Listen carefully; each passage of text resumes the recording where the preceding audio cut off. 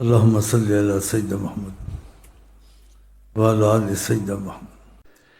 جس چیز میں قرآن حدیث میں اتفاق ہو جائے اس کو مان لو، اور جس چیز میں اختلاف ہو جائے اس کو چھوڑ دو۔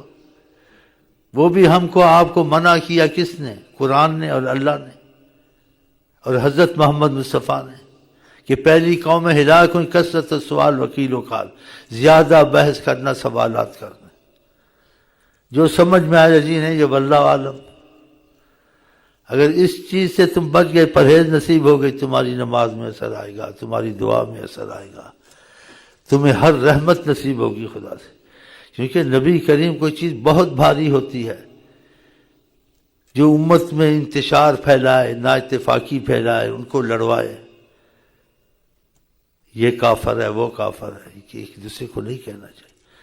بس ایک دوسرے کی اصلاح کرنی چاہیے کہ جو چیز قرآن حدیث سے ثابت نہ ہو اس کو نہیں، اس میں نہیں جانا چاہیے۔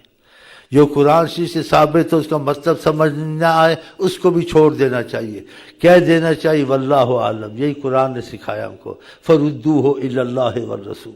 تمہارا کسی چیز میں اختلاف ہو جائے اس کو چھوڑ دو، بولو اللہ جانے نبی جانے۔ تو پھر ماننی چاہیے نا خدا۔ میں اپنی طرف سے کوئی نیا مذہب تو میں نے لے کے نہیں آیا ہوں، میرا تو مذہب یہی ہے، جو آقا کہیں اس کو دل سے ماننا ہے۔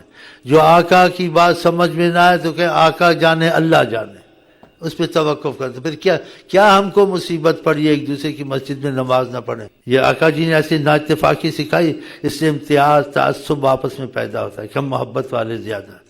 محبت والے وہ زیادہ ہوتے ہیں جو نبی پاک کی بات کو اہمیت دیں، نبی پاک کی تربیت سے نہ نکلیں، نبی پاک کے حکم کے نیچے رہیں، اپنی طرف سے نہ وہ گڑھیں چیزیں۔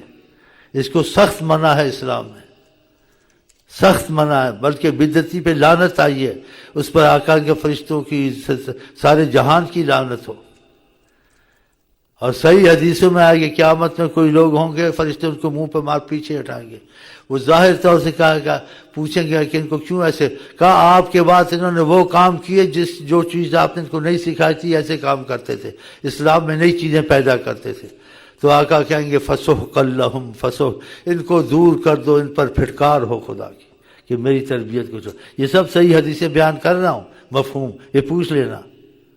تو مختصر لب لباب، خدا کرے ہم شیعہ سنی وہابی نہ بنے، ہم عاشق رسول بنے۔